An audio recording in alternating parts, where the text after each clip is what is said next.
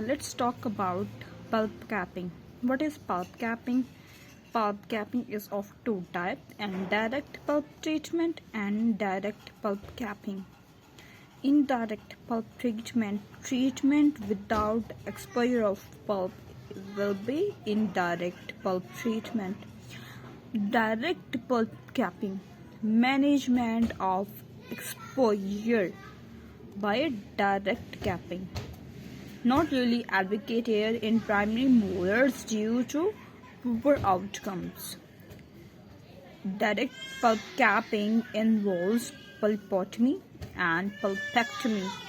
Pulpotomy involves removal of coronal pulp and treatment of radicular pulp, while pulpectomy is the removal of entire coronal and radicular pulp. Okay, in pulpectomy there is complete removal of pulp, either coronal and radicular.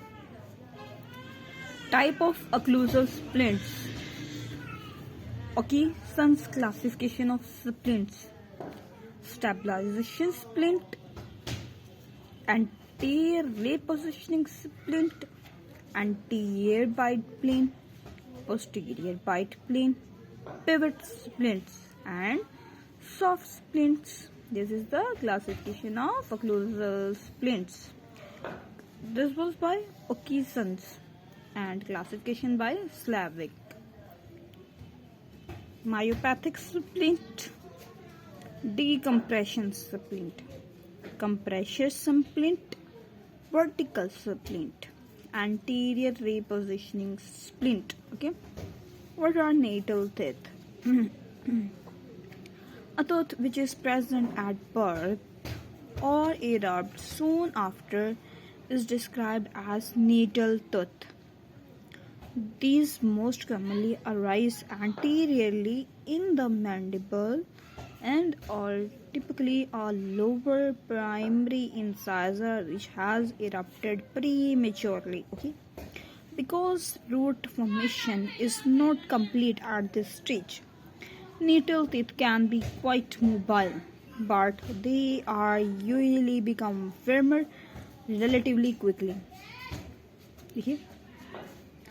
If tooth or teeth interferes with breastfeeding or is so mobile that there is a danger of inhalation, removal is indicated, and this can usually be accomplished with topical anesthesia. If tooth is symptomatic, it can be left in situ. If the tooth is symptomless, then it can be left in situ. Okay. Then come toward normal blood pressure and pulse rate. Normal blood pressure is 120 by 80 mm Hg and pulse rate is 72 times per minute. Von Willebrand disease, we will discuss it in the next video.